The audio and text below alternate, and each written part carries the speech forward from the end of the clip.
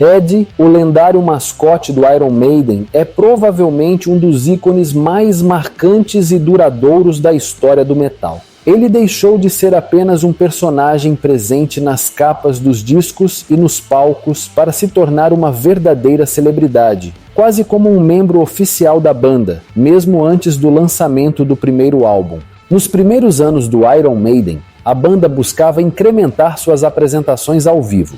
Inspirados pelo espetáculo visual do Kiss, queriam adicionar luzes, pirotecnia e elementos chamativos ao show. Além disso, os integrantes se consideravam tímidos, então sentiam que precisavam de algo extra para atrair a atenção do público.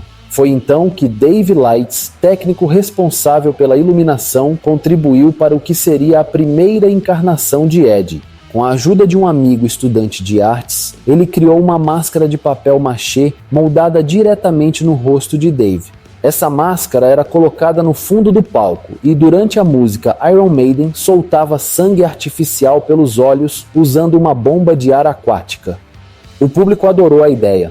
Isso levou a uma versão maior e mais resistente, feita em fibra de vidro, com lâmpadas nos olhos e fumaça saindo pela boca. Esse protótipo recebeu o nome de Eddie the Head, inspirado em uma piada sobre uma mulher que teria dado à luz apenas a cabeça de um bebê.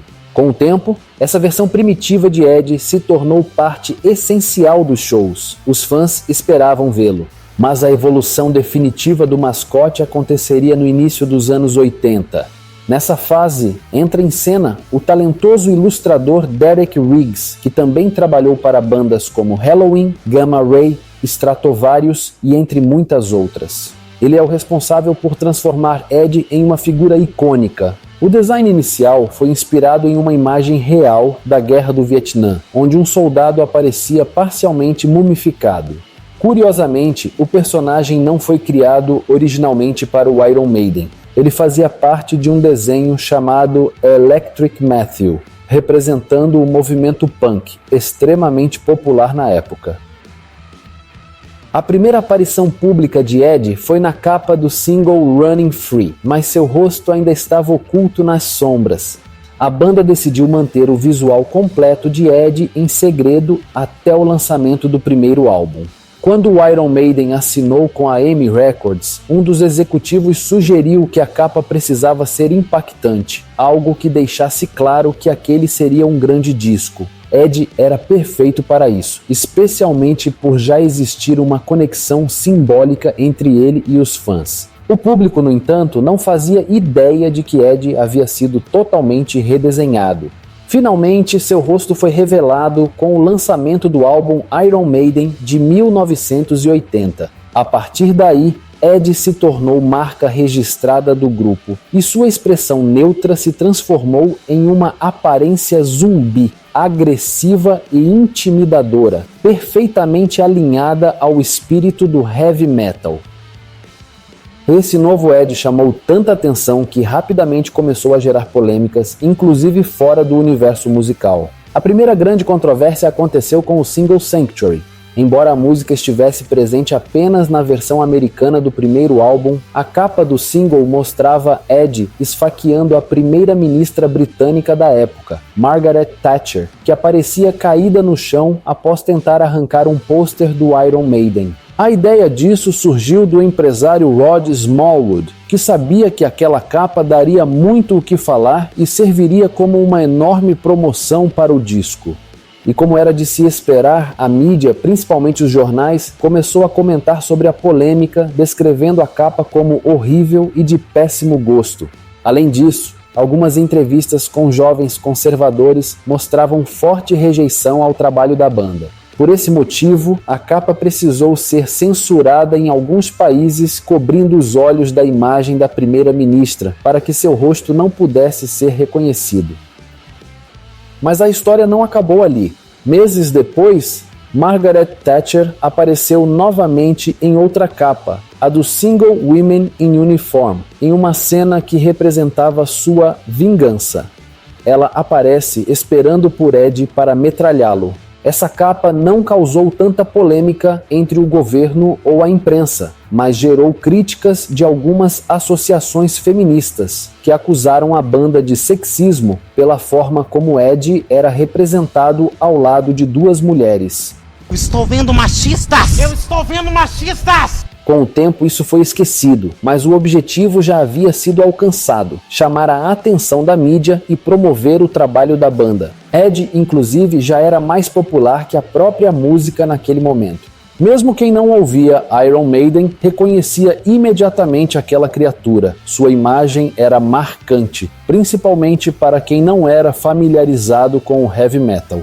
Há relatos de que um grupo paramilitar da Irlanda do Norte chegou a usar a imagem de Ed como símbolo em alguns de seus murais. Ao longo da carreira da banda, Ed foi colocado em diferentes contextos, criando um verdadeiro universo ao redor do personagem. Ele aparece em todas as capas dos discos e em praticamente toda a arte visual do Iron Maiden. Nos shows, Ed é indispensável, surgindo em versões gigantescas e imponentes, tornando cada apresentação algo inesquecível. Ed também gerou controvérsia entre grupos religiosos e conservadores quando a banda lançou seu terceiro disco, The Number of the Beast, onde ele aparece segurando o diabo como se fosse uma marionete. Isso fez com que a banda fosse acusada de satanismo, colocando novamente Ed no centro das atenções e aumentando sua popularidade. O demônio também apareceu nas capas dos singles Purgatory e Run to the Hills. Outra polêmica envolveu Ozzy Osbourne, devido a uma imagem onde Ed aparecia segurando a cabeça de Ozzy, uma espécie de sátira ao famoso incidente em que Ozzy arrancou a cabeça de um morcego no palco. Isso irritou profundamente os fãs do cantor, além do próprio Ozzy, que pediu que a imagem fosse censurada. A década de 80 foi um período de ouro para o Iron Maiden e, claro, para seu icônico mascote. Muito disso se deve ao talento do artista Derek Riggs, responsável por várias capas consideradas entre as melhores da história do metal. Foi Riggs quem deu a identidade visual definitiva a Ed, algo tão único que outros artistas nunca conseguiram replicar com a mesma força. Riggs deixou de trabalhar com a banda em 1990. Segundo ele, não suportava o empresário do grupo e sentia que suas ilustrações estavam sendo direcionadas apenas para aquilo que o gerenciamento queria, limitando sua liberdade criativa. Além disso, tiravam seu protagonismo e diziam que ele não dava entrevistas porque não era fã de metal e apenas trabalhava para a banda, algo que ele sempre negou. O artista também afirma que o Iron Maiden ganhou mais dinheiro com produtos e merchandising usando sua arte do que com os próprios discos, mas, segundo ele, a banda nunca admitiria isso. Em 1992, a banda lançou o álbum Fear of the Dark, sendo este o primeiro trabalho cuja capa não foi feita por Derek Riggs. O autor da arte foi Melvin Grant, que surpreendeu com um design considerado um dos mais sombrios da história do grupo, trazendo Ed fundido a uma árvore, deixando de lado a violência explícita e explorando mais o horror psicológico, algo que contrastava com o conceito do disco. Depois disso, vieram os anos de maior crítica contra a banda por diversas razões. Bruce Dickinson deixou o Iron Maiden no final de 1993 para focar na carreira solo, o que gerou fortes críticas dos membros restantes, especialmente de Steve Harris. As diferenças ficaram ainda mais evidentes quando Derek Riggs foi contratado novamente para trabalhar na arte de uma das capas, dessa vez na promoção do single Hallowed Be Thy Name. Nela, é possível ver Ed atacando Bruce com um tridente. Segundo Riggs, aquilo não representava suas ideias, ele apenas seguiu as instruções do empresário da banda. Curiosamente, o próprio Riggs também ilustrou a capa de um dos discos solo de Bruce. A versão mais estranha e mais criticada de Ed até então, rejeitada por muitos fãs que se negavam a aceitar aquela aparência, surgiu na capa do álbum The X Factor, criada pelo artista Hugh Syme.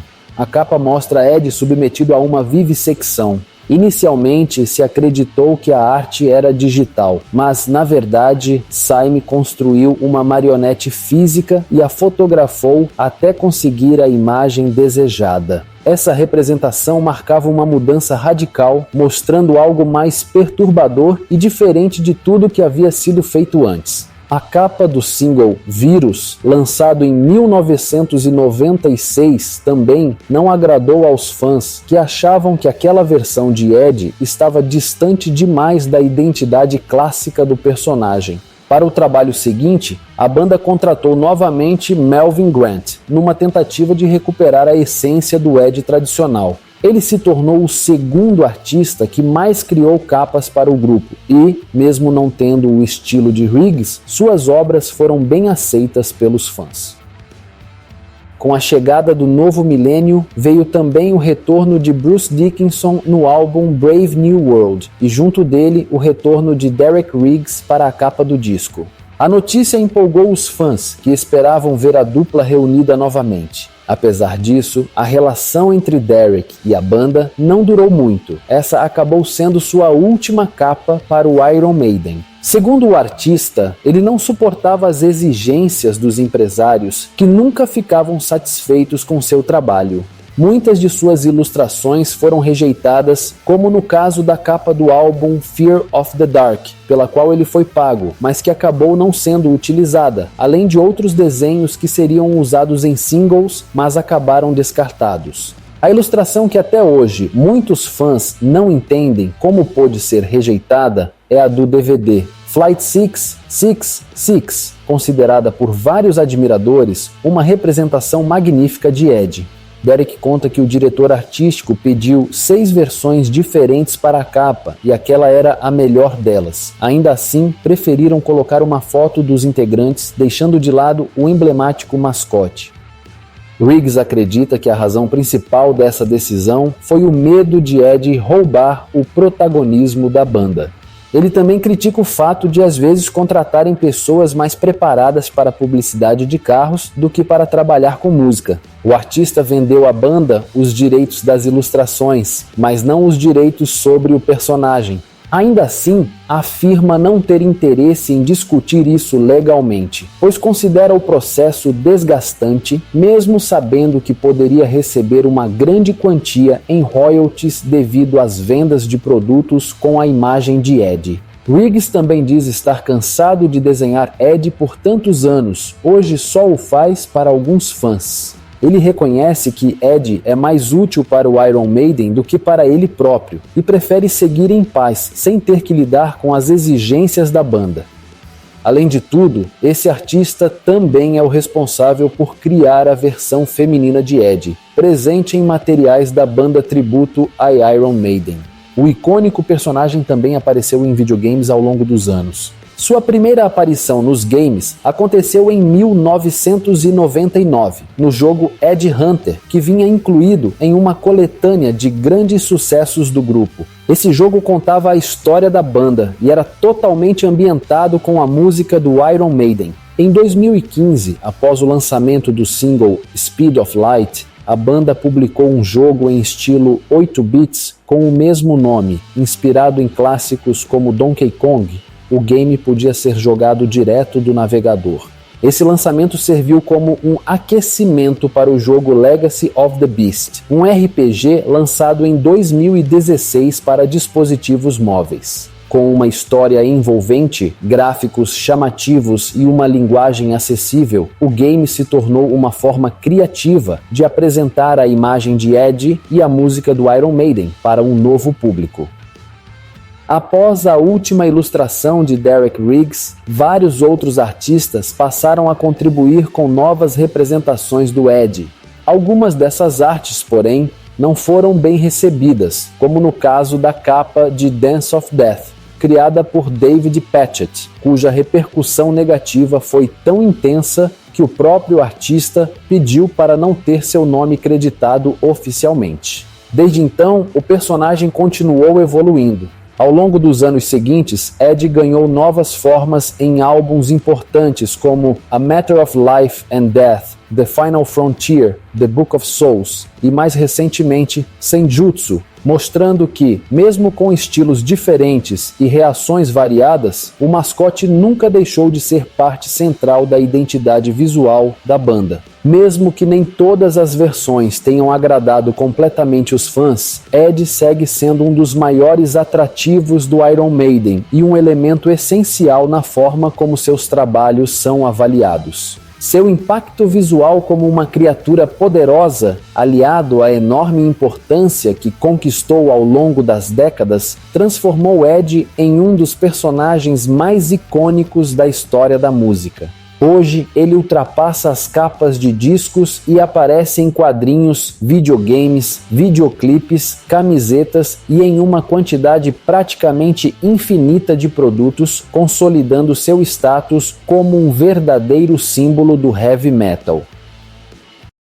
E esse vídeo vai ficando por aqui, meus amigos. E se você gostou desse vídeo, deixa o seu like, inscreva-se no meu canal e deixe o seu comentário aí embaixo, que é de graça, e assim você vai me ajudar e eu vou ajudar você compartilhando tudo sobre o mundo do rock e heavy metal.